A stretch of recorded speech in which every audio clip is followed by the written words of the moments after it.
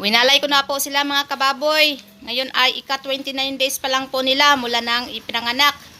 Kasi po kanina ay nag-aayos po ako nitong ating steel matting, yung ginawa po nating harang doon sa kabila. Doon po yung ating inahin.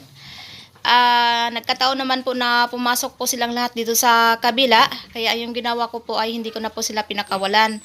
Dapat po ay bukas pa sana natin silang iwalay at sinamantala ko na lang po mga kababoy kasi parang nagpapahiwatig na po sila na gusto na nila ding mawalay. Ngayon ay nagbibigay tayo sa kanila ng tanghalian kung nakikita nyo po. Ito po yung isang magandang paraan po para hindi po tayo mahirapan magwalay sa ating mga biik. Sigurado po na tayo na marunong na talaga silang kumain. Yan, kung nakikita nyo po, nag-uumpukan po sila sa binigay nating pagkain. So, yung pagkain po natin sa kanila ay naka-wet feeding po sila at ngayon ay pre-starter na rin yung pagkain natin. At may hinalo din po ako dyan na yung napanood po nyo yung video ko nung nakarang in-upload ko. Malalaman nyo po kung ano yung hinalo ko dyan sa feeds nila. Kasi nagtatawag po yan siya kanina sa kanyang mga biik. Kaya yung gatas niya, yan, nasasayang po. Nandyan po sa sahig, tumutulo lang. So, talagang nagdesisyon na po tayo na hindi na po natin pabalikin yung mga biik. Nandun na po sila sa kabilang kulungan. Ayun po sila mga kababoy. Yan. Pag nagtawag po yung inahin, sobrang ingay po nila. So, ngayon ay papaliguan na lang po natin yung inahin.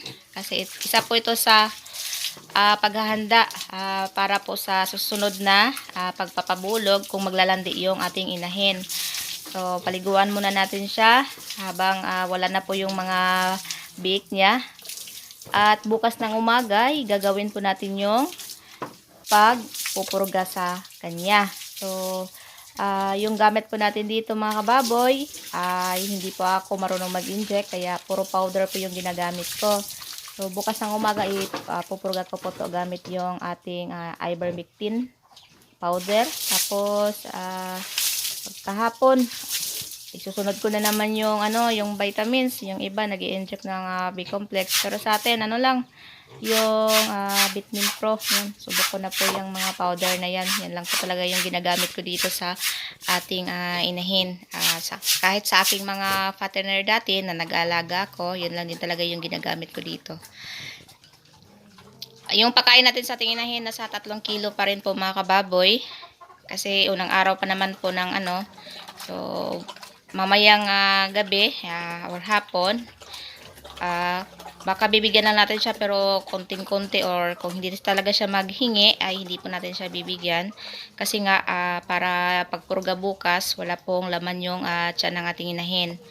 So maganda po yung pagkakapurga po sa kanya kasi malinis po yung tiyan niya. So dire-diretso po yung pagpupurga natin. So malaki po yung pinayat nating inahin kasi nga halos isang buwan po nagpapadidi siya sa kanyang mga biik.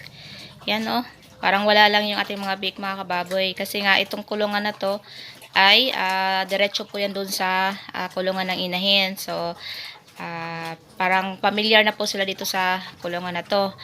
Yung maingay lang talaga pag nagtatawag yung ating inahin pag nagpapadidi.